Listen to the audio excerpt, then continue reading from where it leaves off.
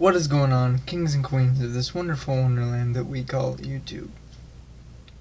So, Little Nightmares, the puzzle platforming horror game that really seems to sacrifice its narrative in favor of its atmosphere.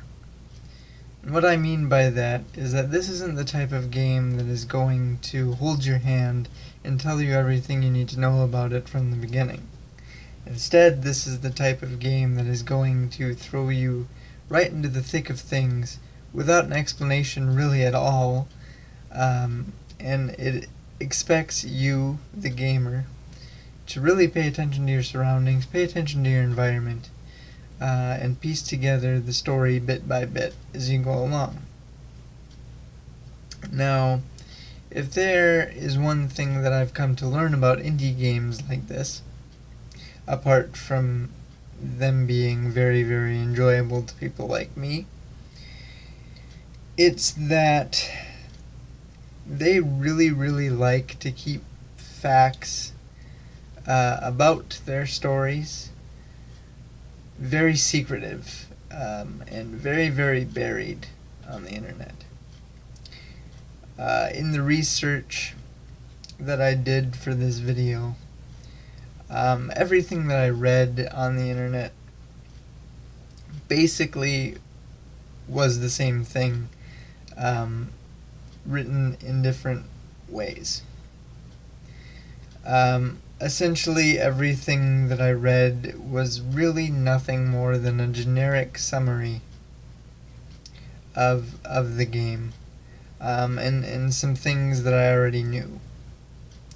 And I have to think that that is due to the fact of maybe the writers of these articles really didn't even know what was going on 100% either. Even the Wikipedia pages for the game, specifically for the game, felt very sparse in terms of actual facts about the story. They did shed a little bit of background lighting on the characters themselves in terms of some basic information and kind of why they're there, why you run into them in the game.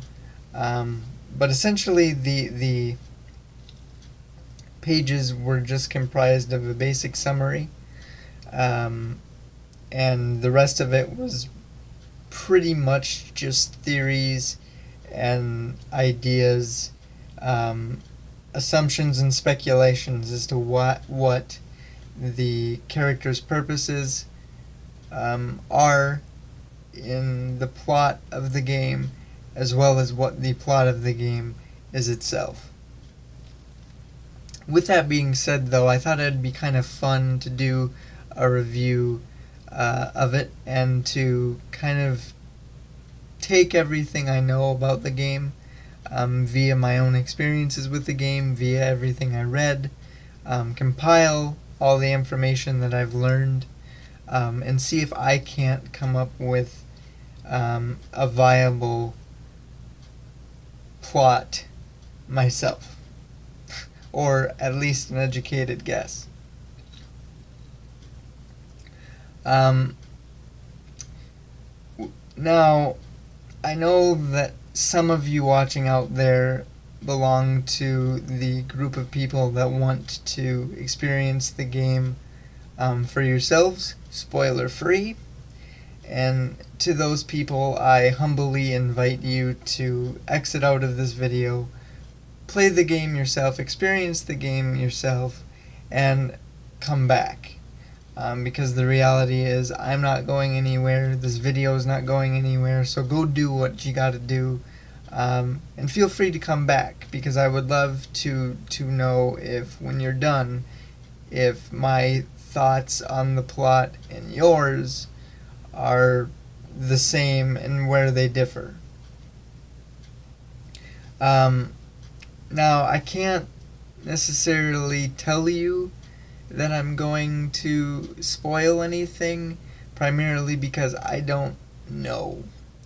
Um, I have really no idea, no way of knowing if what I'm going to share with you is right on the money in terms of plot or couldn't be farther from the truth. So really what this video boils down to is really nothing more than a guess. What I can tell you I'm going to spoil and talk about for the sake of this video, for the sake of discussion, is the ending of the base game as well as the ending of the DLC. So that might be something you may want to avoid. Now, for the rest of you, let's just get into it. Now, I'm going to be jumping around a lot. I'm probably going to be saying a lot of things in this that don't make a lot of sense. But I promise by the end of the video, everything will come together and hopefully create a very clear idea of what I think the game is. So, right off the bat, you take control of a little girl by the name of Six, whose primary objective seems to be to escape this thing called the Maw, which I will get into in just a minute. Along the way, you come across some very, very grotesque, scary-looking enemies who are the crew, I guess, inhabitants of the Maw. Also, along the way, you meet some very helpful inhabitants called gnomes, who are kind of cute in their own way. They appear to be harmless. Their main goal is to just kind of help you in your journey to escape everything that goes bump in the night and escape the Maw.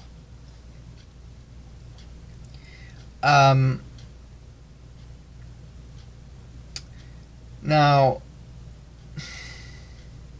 what the Maw is something that I'm a little bit confused about. Because I'm not 100% sure if it's an island. I'm not 100% sure if it's some sort of aquatic vessel, a submarine or a ship. It appears to be both. The entrance appears to be an island. You know, it's got a lighthouse on it and everything that rests on top of the water, and everything underneath the water appears to be some sort of submarine or ship.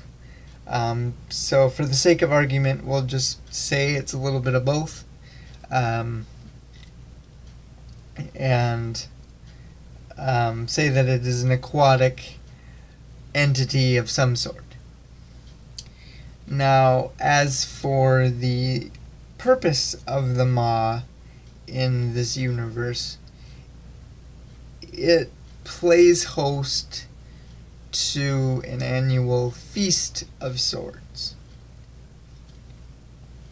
in which these very ugly, obese, terrifying looking guests, as they're called, board the Maw, coming from God knows where, to partake in the hospitality and the event that takes place on the Maw. Now, the probably the two main lessons that you learn right off the bat in starting Little Nightmares, one being that everything that you come across in the game, except for the gnomes, essentially wants to do you harm to some extent. Um, you, as a small child aboard this giant aquatic thing, are not safe. And it does a very, very good job of making you feel that. Everything from the guests to the crew of the Maw, I guess you can call them, want to capture you, want to harm you, you know. It's just very clear that literally everything aboard the Maw, everything in this universe wants to do you harm to some extent. The other thing that you learn very, very quickly is that you, as Six, are not the only child aboard the ship. Now, this is something that I will explain a little further into the video, but the purpose of the children being there, as well as the guests, the purpose of the guests past being just that, are unknown. But given the environment that you're suddenly thrown into and the things that you have to deal with pretty much from the word go, I think it was safe to surmise that maybe children were food for the guests. Maybe they kidnap children from their homes, wherever they might be, imprison them on this vessel, and prepare them for as a course in this feast for these very obese, grotesque guests. Like I said, that's not really explained, but anyway. So, let's just say that you survive the journey from your cage to the final boss of the game. You survive the nightmares and the grossness and the grotesqueness with the help of the gnomes, and you are now face to face with the, I guess, captain of the Maw, the overseer of the Maw. And she, this person is referred to in the game and on the internet as the lady. And she comes across is a very, very beautiful woman. She's actually dressed as a geisha. She's very, very tall, very, very petite, dressed in a robe, and wears a white mask. On the outside appears to be very, very beautiful, in a haunting sort of way. And you see her before you get to her, but for the sake of time, because I don't want this to get too long, she is the final boss of the game. And she's a very interesting character, because if you watch her in your journey, to her, and you pay attention to her, and the things that she does, you will learn that she is a very narcissistic, very vain person. She cares only about herself. And her apparently outside appearance. Because everywhere construed throughout the maw, there are cracked mirrors to which she looks at herself and admires herself. Not only that, but she seems to be a very, very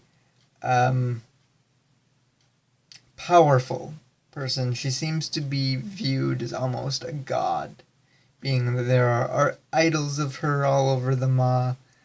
She, in the boss fight, she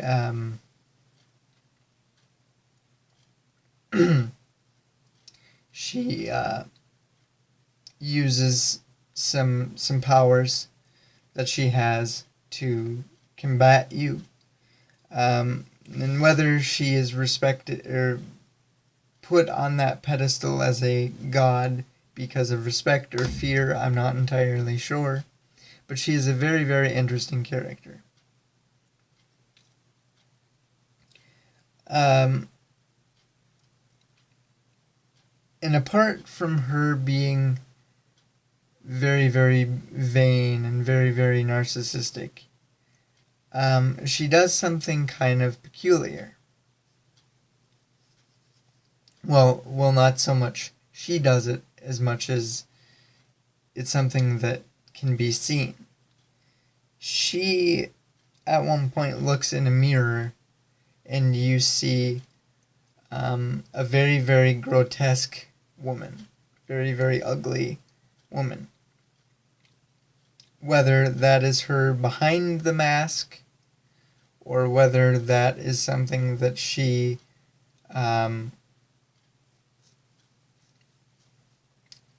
will become. It gives off a very strong vibe of this inner outer beauty type thing, where the outer beauty is very, very important and it hides the inner ugliness, perhaps. Again, I'm not entirely sure. But essentially, this is the first spoiler. Essentially, you use a mirror to weaken her, and then you kill her. You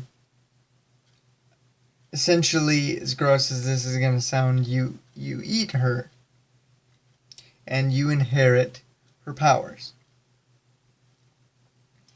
So now, essentially, you've killed the captain, the overseer, the god of the maw, and now you are this all-powerful small child who escapes the maw, and you're just on top of this island in the middle of the ocean.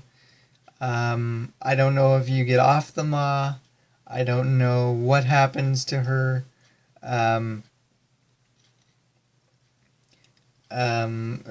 much of anything, but that is the base game. Essentially, you journey from your cage to the captain, to the geisha, to the lady.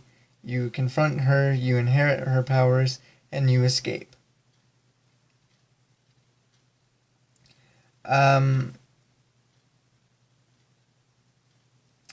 Now, the DLC works a little bit differently. From what I can gather, the DLC is supposed to be a prequel to the base game. Primarily because during the base game, you never see the person that you're playing as. But when you play the DLC, you can see 6 at different points in the game. So it can be concluded that the DLC, where you play as who is known as the Runaway Kid, is a prequel to the base game. Essentially, pretty much the same premise. You go from your cage to having a confrontation with the lady, and along the way you dodge things that go bump in the night again. You recruit the help of the gnomes, and that's pretty much it. The difference is where 6 succeeded in beating the lady and inheriting her powers and escaping, the runaway kid is not so lucky. He doesn't really survive the confrontation with the lady. Second spoiler, she essentially turns him into a gnome, which I found kind of interesting, because if you really think about it, that would mean that all the gnomes that you come across in the game, and there is quite a few, are children that didn't escape the Maw, which would make sense. Essentially, if they are captured by the crew of the Maw and the ugly things that want to get you, they are either eaten or put back in their cages for later. And if they are captured by the lady, they are turned into kind of these helpless, lifeless, dull-looking gnomes as punishment. So then I started thinking. I started rolling around the idea of, do they eat the children? What constitutes them being made into a meal? What makes them being, what constitutes them being turned into a gnome? Like, what is the takeaway here? What is the difference? And I took that idea and I turned to the internet. And this is where things get interesting. Because I started to change my idea a little bit. And this is the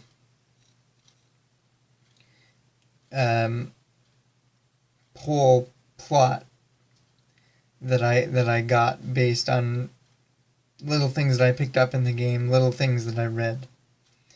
So essentially, the purpose of the guests, and if this is true, I'm just going to warn you, this is disgusting.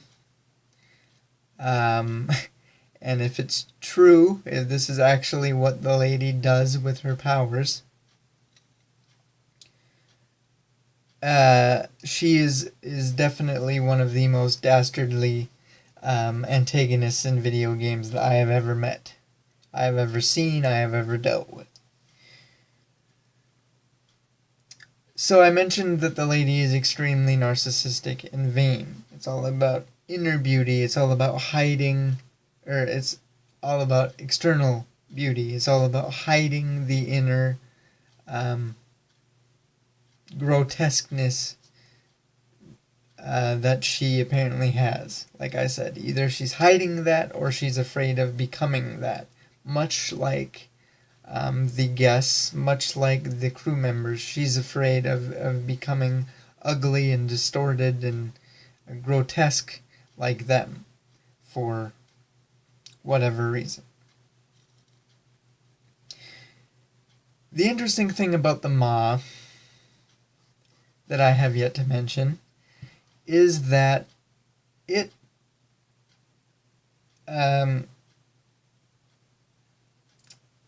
once the guests come in, they never come out.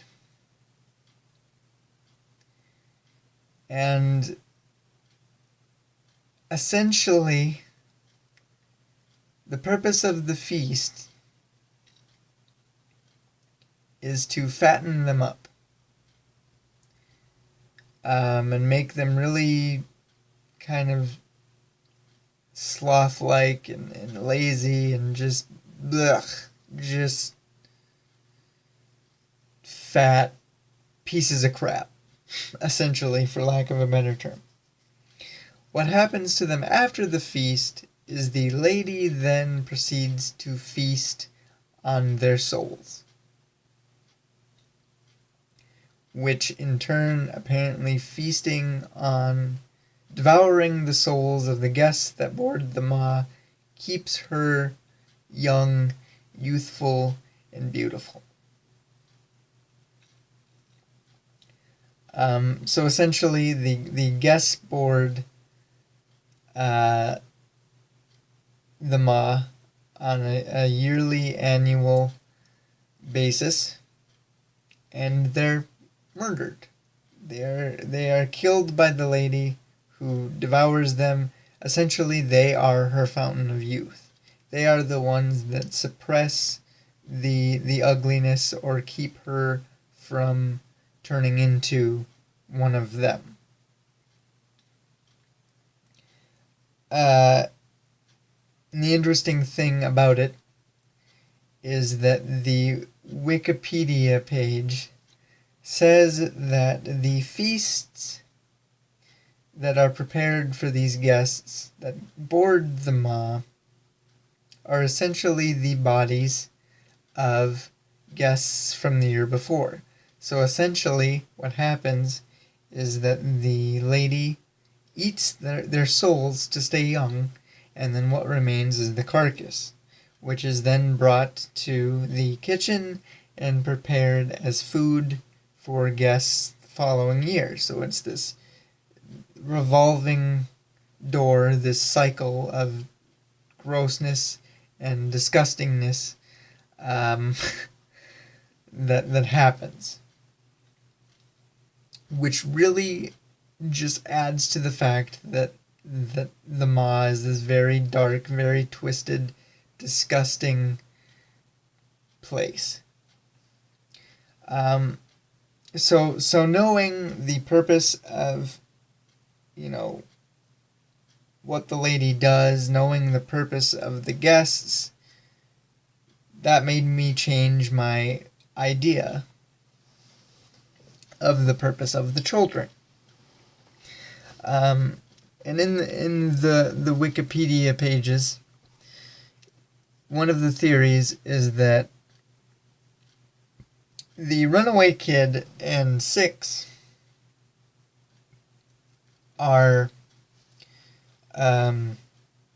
children of the lady, which is why they are imprisoned, and which is why Six is able to kill the lady and inherit her powers and escape the maw. And the reason why they are supposedly imprisoned is because they are younger and they are more beautiful than the lady. So basically, out of jealousy, she imprisons the two children that you play as. I believed that theory for quite some time, and I really, it's a believable thing in terms of everything about the game.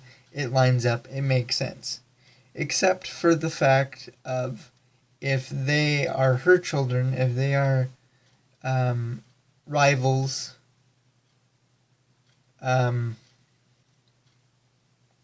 to her beauty, to her youth, why are there so many other children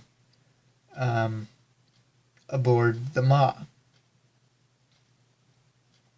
And what I can gather, my best guess would be that, are the two children you play as her children?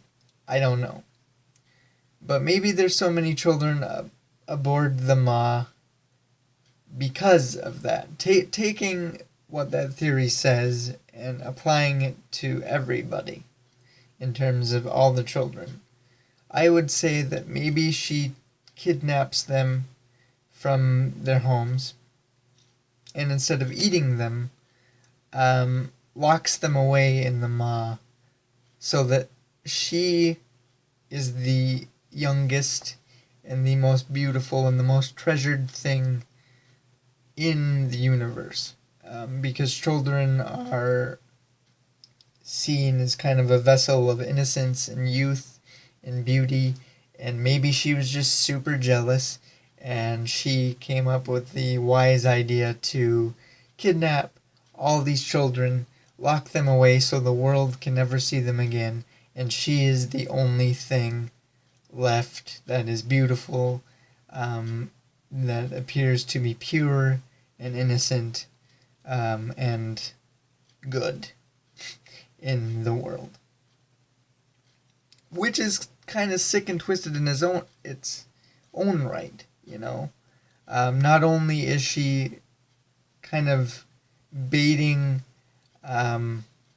these obese, ugly humans, human-esque beings aboard her vessel, but they don't make it out because she devours their souls for her own selfish purposes, feeds them to more of their own kind, so she very clearly endorses cannibalism. But then, out of jealousy, kidnaps the world's children so that they never see their families again, and so that she is the most beautiful, young, innocent, pure being on the face of this universe, which may or may not have added to her godhood that I referred to earlier. I don't know. The game is crazy. The game is very atmospheric. And like I said, it's crazy. It's something that you gotta experience yourself. I don't know if I'm right, but that's just my idea. And if you're somebody that might know more about the game or know where I can read more about the game in terms of plot, please comment below your thoughts or pages where I can read, because I would love to know if I'm close. I know this video was kind of a cluster F of information that didn't really make a lot of sense, but essentially my idea for the plot is that the Ma is a place where cannibalism takes place, souls are devoured, to keep the main villain, the captain of the Ma, youthful and young and beautiful, and the children get kidnapped and taken away aboard the Ma so that the world never sees their youthfulness, their purity, their beauty. So essentially, all roads kind of lead back to the lady being the most powerful, being the most pure, being the most innocent, beautiful thing in the universe. Like I said, I'll say it, I've said it 1,000 times, I'll say it one more time. I don't know if I'm right. That's just my best guesstimation.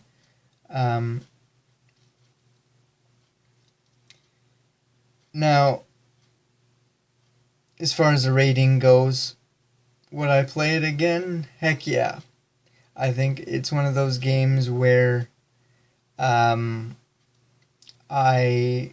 you could learn something different, you could see something you missed each time you play it.